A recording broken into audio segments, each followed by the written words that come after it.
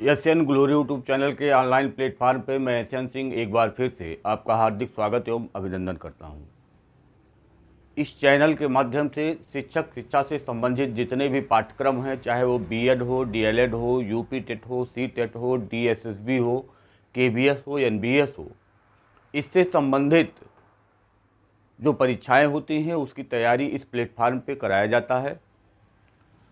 हम लगातार चर्चा कर रहे हैं बीएड फर्स्ट ईयर के बारे में। उसमें भी बीएड फर्स्ट ईयर में जो सेकंड पेपर है, बचपन एवं अभिवृद्धि, उसके बारे में हम लगातार चर्चा कर रहे हैं। आज के क्लास में हम चर्चा करेंगे शिक्षा मनोविज्ञान से संबंधित एक टॉपिक का, जो है शिक्षा मनोविज्ञान के उद्देश्य। इसके पहले के क्लास में हमने चर्चा किया था कि शिक्षा मनोविज्ञान होता क्या है, शिक्षा मनोविज्ञान का अर्थ, शिक्षा मनोविज्ञान की परिभाषा, और फिर दूसरे क्लास में हमने चर्चा किया था कि शिक्षा मनोविज्ञान की विशेषताएं या प्रकृति क्या है। आज ये शिक्षा मनोविज्ञान से संबंधित तीसरा क्लास है और तीसरे क्लास में हम चर्चा करेंगे कि शिक्षा मनोविज्ञान के उद्देश्य क्या क्या हैं, यानी शिक्षा मनोविज्ञान किस उद्देश्य को लेकर के कार्य करता है। इसी से संबंधित आज की परिचर्चा ये है। तो आज के क्लास में शिक्षा मनोविज्ञान के उद्देश्य से संबंधित जो चर्चा है, उसमें शुरुआत हम करेंगे कि शिक्षा मनोविज्ञान दो शब्दों से मिलकर के बना हुआ है, एक तो शिक्षा और दूसरा मनोविज्ञान। शिक्षा का अर्थ होता है कि जो व्यक्ति के अंदर जो योग्यताएं हैं, जो क्षमताएं हैं, जो शक्तियां हैं, उसको बाहर निकाल करके और उस व्यक्ति का, उस मानव का पूर्ण विकास करना, ये शिक्षा का कार्य होता है। विवेकानंद ने कहा भी है, विवेकानंद की जो शिक्षा की परिभाषा को आप देखेंगे तो कहते हैं कि मनुष्य के अंदर निहित संपूर्णता का विकास करना ही शिक्षा है। मनुष्य के अंदर अंतर्निहित पूर्णता को अभिव्यक्त करना ही शिक्षा है। यानी मनुष्य को वो पहले से ही पूर्ण मानते थे। ऐसा नहीं है कि मनुष्य में कुछ अंदर से, बाहर से हम उसमें भरते हैं, ऐसा नहीं है। विवेकानंद जी मनुष्य को शुरुआत से ही, यानी जब बच्चा पैदा होता है तो उसके अंदर ही इतनी सारी शक्तियाँ, विशेषताएं, योग्यताएं, क्षमताएं विद्यमान होती हैं कि वह एक सुयोग्य नागरिक बन सके। जैसे आप देखते हैं कि पीपल का जो वृक्ष होता है, उसके बीज की अगर हम बात करें तो एक बहुत छोटा सा बीज होता है, और उसके अगर पेड़ की हम चर्चा करें तो कितना विशालकाय वह पेड़ होता है, कितना विशालकाय वृक्ष होता है। यानी उस बीज में वो योग्यता है, वह क्षमता है, वह शक्ति है कि वह उतना विशाल वृक्ष बन सकता है, बशर्ते उसको अच्छी धूप मिले, अच्छा मिट्टी मिले, अच्छा पानी मिले, अच्छा खाद मिले, तब वह उस वृक्ष का रूप धारण कर सकता है। यानी वो शक्तियाँ तो उसके अंदर विद्यमान है, लेकिन उसके लिए जो उसको वातावरण चाहिए, उसके लिए जो ये बाहरी तत्व चाहिए, धूप चाहिए, मिट्टी चाहिए, पानी चाहिए, इस टाइप की जो चीज़ें चाहिए, वो अगर मिलता है तो वह विशालकाय वृक्ष बनेगा। उसी प्रकार से विवेकानंद जी ने कहा है कि मनुष्य भी जो पैदा होता है तो उसके अंदर वो सारी शक्तियाँ विद्यमान होती हैं, बशर्ते जो शक्तियाँ, जो योग्यताएं, जो क्षमताएं उसके अंदर है, उसका हम समुचित रूप से अध्ययन करके और उसको आगे बढ़ाने का काम करें, उसको हम खाद, बीज, धूप की व्यवस्था हम करें। तो वही खाद, बीज, धूप और पानी की व्यवस्था क्या करता है, ये शिक्षा मनोविज्ञान करता है एक बालक के लिए, क्योंकि उसके अंदर भी वो सारी योग्यताएं, क्षमताएं अंतर्निहित हैं, लेकिन उसको पहचान करके उसको कौन सा हम वातावरण दें कि वह अपना सर्वांगीण विकास कर सके, ये पहचानने का जो काम करता है वो शिक्षा मनोविज्ञान करता है। तो शिक्षा मनोविज्ञान दो शब्दों से मिलकर बना हुआ है, शिक्षा और मनोविज्ञान। शिक्षा का काम जो मानव व्यवहार का परिमार्जन करना होता है, और मनोविज्ञान का जो काम होता है वो मानव व्यवहार का अध्ययन करना होता है।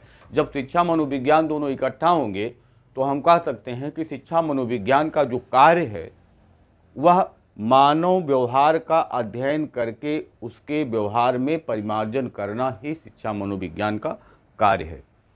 तो इस प्रकार से शिक्षा मनोविज्ञान मानव व्यवहार का अध्ययन करके उसमें सहायता प्रदान करता है।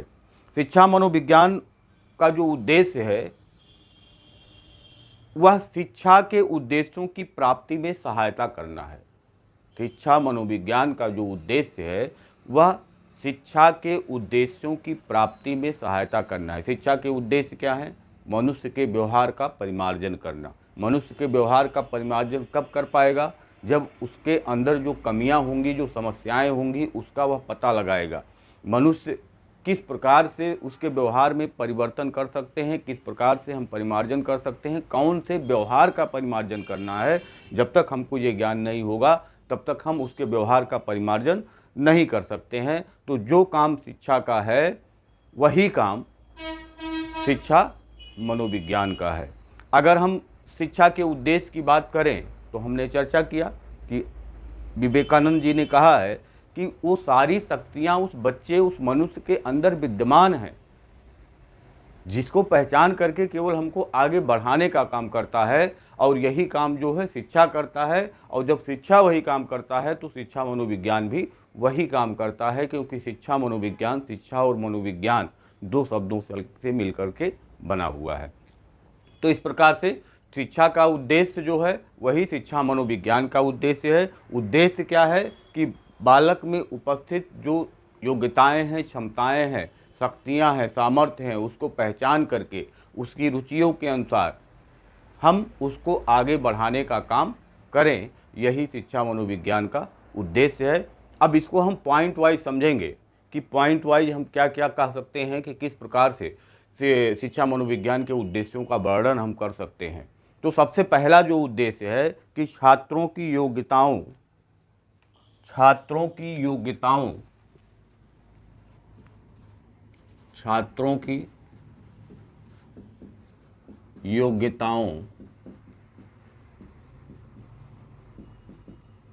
क्षमताओं तथा सामर्थ्य की पहचान करना।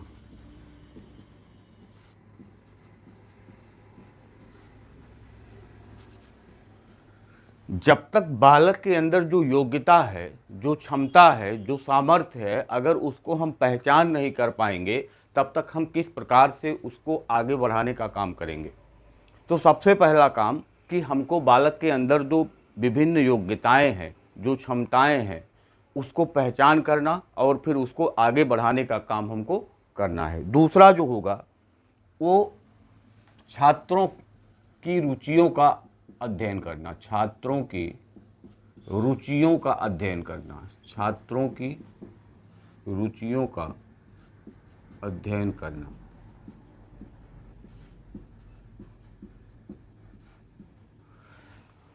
जो विभिन्न छात्र होते हैं उनकी विभिन्न प्रकार की रुचियां होती हैं, और जब तक हम बालक के अंदर क्या योग्यता है, क्या क्षमता है, क्या सामर्थ्य है, क्या रुचि है, इसको हम पहचान नहीं कर पाएंगे तब तक हम उसकी योग्यता और क्षमता के अनुरूप उसका विकास नहीं कर पाएंगे।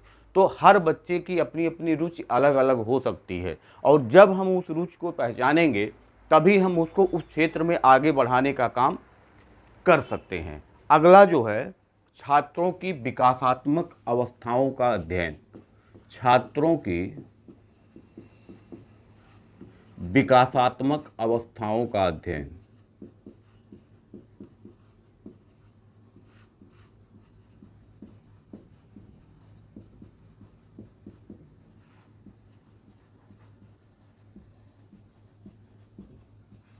करना। छात्रों की विकासात्मक अवस्था का मतलब भ्रूणावस्था हो गया, शैशवावस्था हो गया, बाल्यावस्था हो गया, किशोरावस्था हो गया। ये चार अवस्थाएं जो छात्र और शिक्षक से संबंधित जो बातें होती हैं उसके अंतर्गत आता है। यानी इन्हीं अवस्थाओं में जो बच्चा होता है वह विद्यालय जा करके शिक्षा ग्रहण करता है, यानी औपचारिक रूप से शिक्षा प्राप्त करता है। इस विकासात्मक जो अवस्थाएं हैं जो हमने बताया, तो भ्रूणावस्था में तो टीचर बच्चे को कुछ पढ़ा नहीं सकता है, लेकिन शैशवावस्था, बाल्यावस्था और किशोरावस्था, ये 3 अवस्थाएं हैं और इन अवस्थाओं की अपनी अलग अलग विशेषताएं होती हैं। यानी जब छोटे बच्चे को आप देखते हैं तो आज के समय में जो उसको पढ़ाने की विधि है वो खेल विधि लेके आया गया है। खेल विधि क्यों लेके आया गया है? क्योंकि जब तक हम उस बच्चे के बारे में समझेंगे नहीं, छोटा बच्चा होता है वह खेल में ज़्यादा रुचि लेता है, और जब खेल में ज़्यादा रुचि लेता है उसको पढ़ाने की तरफ हम मोड़ेंगे तो वह पढ़ेगा नहीं, खेल में ही उसका दिमाग लगा रहेगा। इसलिए खेल खेल में ही उसके शिक्षा की व्यवस्था कर दी जाए।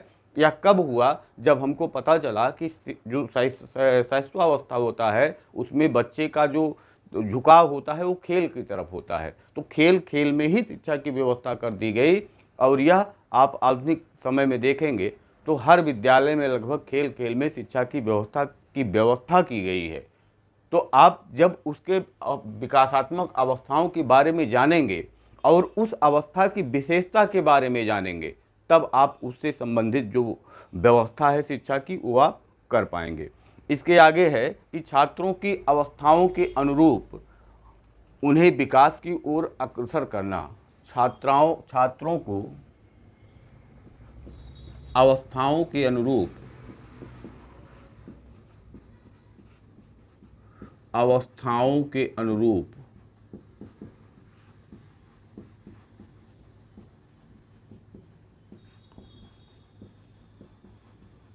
विकास की ओर अग्रसर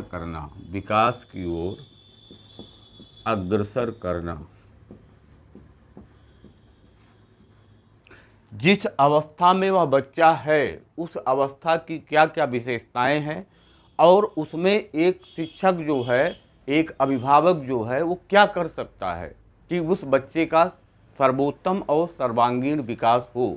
जब तक इसका ज्ञान नहीं होगा तब तक उस बच्चे का सही दिशा में विकास नहीं हो सकता है। अगली विशेषता की अगर हम बात करें तो छात्रों के वंशानुक्रम का ज्ञान प्राप्त करना। 5वां है छात्रों के वंशानुक्रम का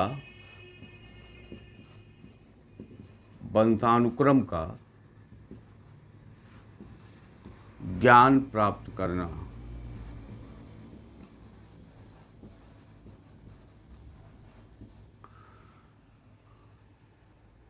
जो बच्चा होता है वह अपने पूर्वजों से बहुत सारे गुण प्राप्त करता है, गुण और अवगुण दोनों प्राप्त करता है।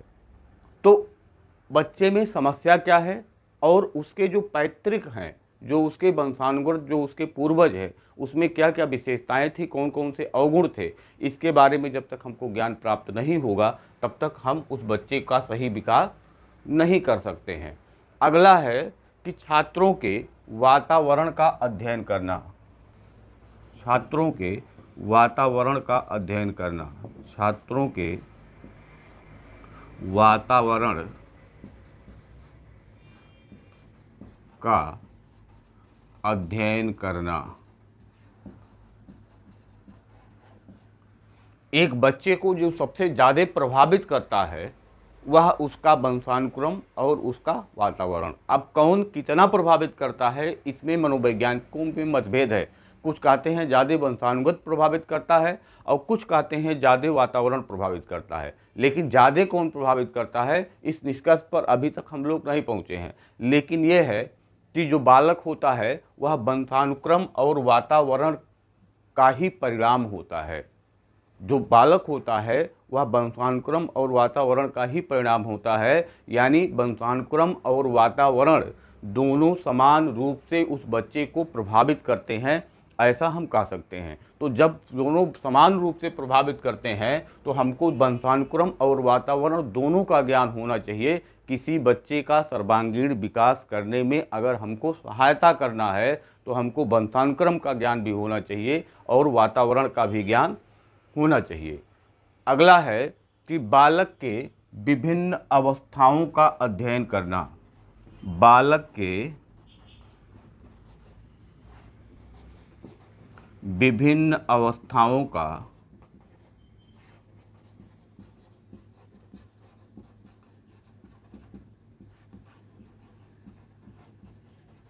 अध्ययन करना। बालक के विभिन्न अवस्थाओं का अध्ययन करना। बालक शैशवावस्था, बाल्यावस्था, किशोरावस्था किस अवस्था में है और उस अवस्था की क्या विशेषताएं हैं, इसको अगर हम समझते हैं तो बच्चा जिस अवस्था में है उस अवस्था में उसकी नीड क्या है, उसकी आवश्यकता क्या है, वो चाहता क्या है, उसकी रुचि क्या है, इस प्रकार की बातों पर ध्यान दे करके हम बच्चे का सर्वांगीण विकास कर सकते हैं। अब मानव विकास के अगला है कि मानव विकास के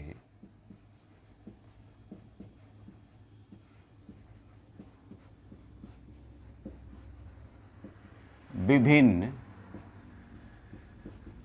पक्षों का अध्ययन करना।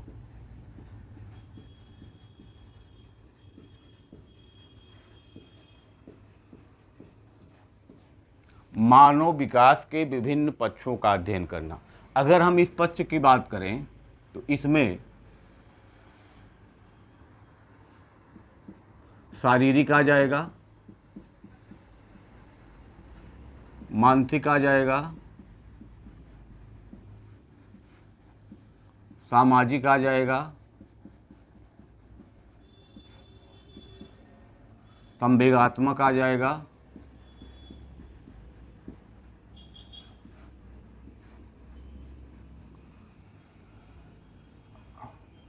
और अन्य। मानव विकास के विभिन्न पक्षों का अध्ययन करना। शारीरिक विकास के बारे में हमको जानकारी होनी चाहिए कि बालक का शारीरिक विकास किस प्रकार, किस अवस्था में किस प्रकार से होता है।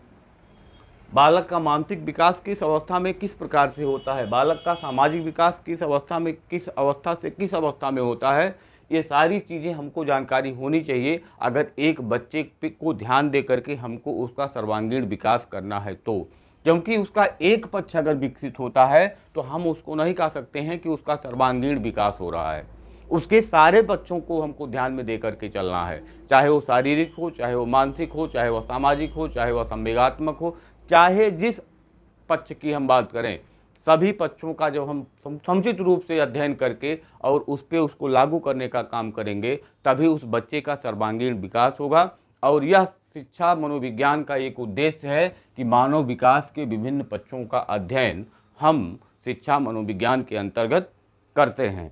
उसके बाद 9वां है कि व्यक्तिगत विभिन्नताओं का ज्ञान, व्यक्तिगत विभिन्नता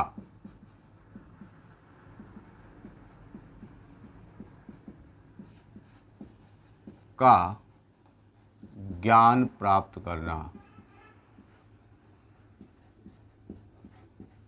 एक क्लास में 50 बच्चे, 60 बच्चे, 70 बच्चे, 100 बच्चे, 30 बच्चे, 40 बच्चे जो भी पढ़ते हों, जितने भी बच्चे वहाँ हैं वो एक दूसरे से अलग हैं, एक दूसरे से भिन्न हैं।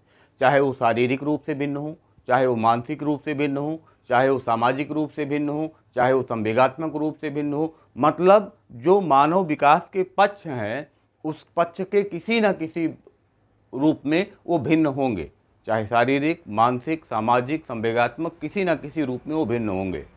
तो जब क्लास में बैठे हुए बच्चे एक जैसे हैं नहीं तो एक जैसी शिक्षा व्यवस्था अगर हम करेंगे, एक स्तर की शिक्षण व्यवस्था हम करेंगे तो सारे बच्चे कैसे समझ सकते हैं। तो हमको ज्ञान होना चाहिए व्यक्तिगत विभिन्नताओं का कि हर बच्चा एक जैसा नहीं है। एक बच्चा समझाने से पहली बार में ही समझ जाता है और एक बच्चा बार बार समझाने पे भी नहीं समझता है। दोनों एक ही क्लास में बैठ कर के पढ़ते हैं और दोनों को हमको एक साथ पढ़ाना है। तो किस प्रकार से हम उसको मैनेज करें कि दोनों बच्चों को एक साथ हम अच्छे से पढ़ा सकें, या तब हम कर सकते हैं जब हमको व्यक्तिगत जो विभिन्नता होता है इसका पूर्ण रूप से ज्ञान हो। आगे कि जो सीखने की प्रक्रिया होती है, सीखने की जो प्रक्रिया होती है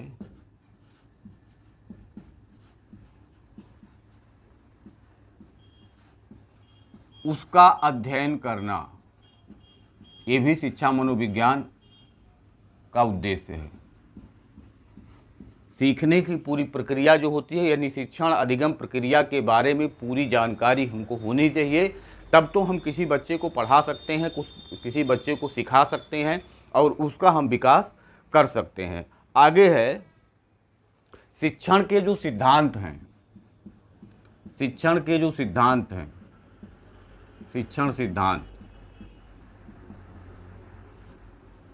व शिक्षण विधियों का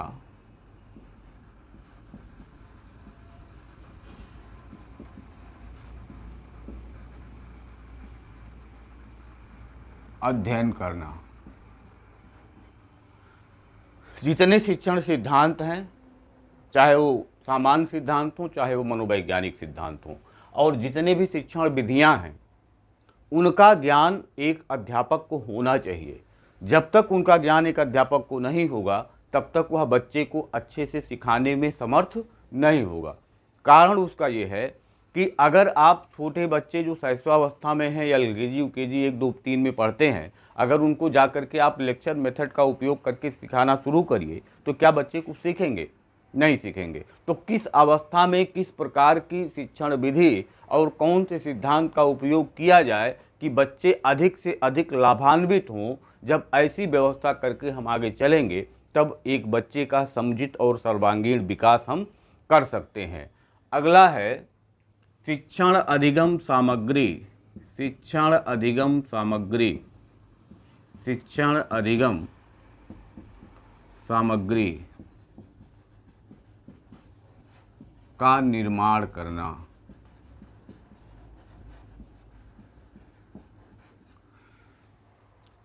TLM, टीचिंग लर्निंग मटेरियल, बच्चे को कैसे अच्छे से समझ में आवे, उसके लिए हम बच्चों के आसपास के उदाहरण और बच्चों के आसपास उपस्थित जो सामान है, जो वस्तु है, उसको ले करके जब हम बच्चे को सिखाने का प्रयास करते हैं, तो बच्चा अच्छे से सीखता है।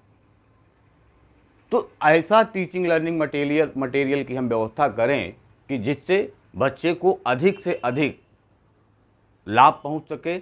ऐसे TLM का हम निर्माण करें और उससे हम बच्चों को शिक्षा प्रदान करें कि जिससे बच्चा लाभान्वित हो।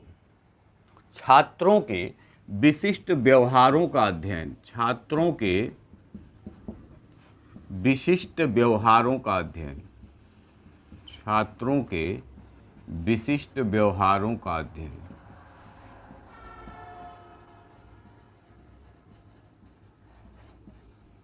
छात्र कुछ विशिष्ट व्यवहार करते हैं, उन व्यवहारों का अध्ययन जब तक हम नहीं कर, विशिष्ट व्यवहार का मतलब जैसे मान लीजिए एक बच्चा है क्लास में डेली आधा घंटा लेट आता है, या उसका विशिष्ट व्यवहार हो गया, पूरा क्लास समय पे आता है। एक बच्चा है जो रोज आधा घंटा लेट आता है, तो आधा घंटा लेट क्यों आता है? जब हम उसका अध्ययन करेंगे, हो सकता है उसके घर खाना देर से बनता हो, टिफिन देर में मिलता हो, घर पे आधा घंटा लेट होता है। हो सकता है कि उसका जो बस, जिस बस से वो आता है, वह बस आधा घंटा लेट पहुंचता हो, या हो सकता है कोई और समस्या हो, रास्ते में वो कहीं रुक जाता हो। इस प्रकार की व्यवस्था, इस प्रकार का जो व्यवहार है उसका, जब तक हम उसको अध्ययन नहीं करेंगे, तब तक उसकी समस्या का हम पता नहीं लगा सकते हैं। तो इस प्रकार के व्यवहार का अध्ययन करके और उसमें जो समस्याएं आ रही हैं, उस समस्याओं को दूर करने का काम भी शिक्षा मनोविज्ञान का है। यानी इसका एक उद्देश्य यह भी है कि जो उसके विशिष्ट व्यवहार हैं, उसका अध्ययन करना। और लास्ट इसका पॉइंट है कि शैक्षिक समस्याओं का अध्ययन करना, शैक्षिक समस्याओं का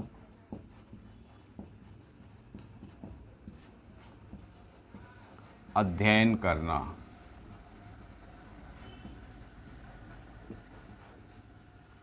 जो शैक्षिक समस्या यानी शिक्षण अधिगम प्रक्रिया में जो समस्याएं आती हैं, उस समस्याओं का अध्ययन करके और उसको आगे बढ़ाने का काम, शिक्षण अधिगम प्रक्रिया को सुचारू रूप से चलाने का काम, प्रभावशाली बनाने का काम भी शिक्षा मनोविज्ञान करता है।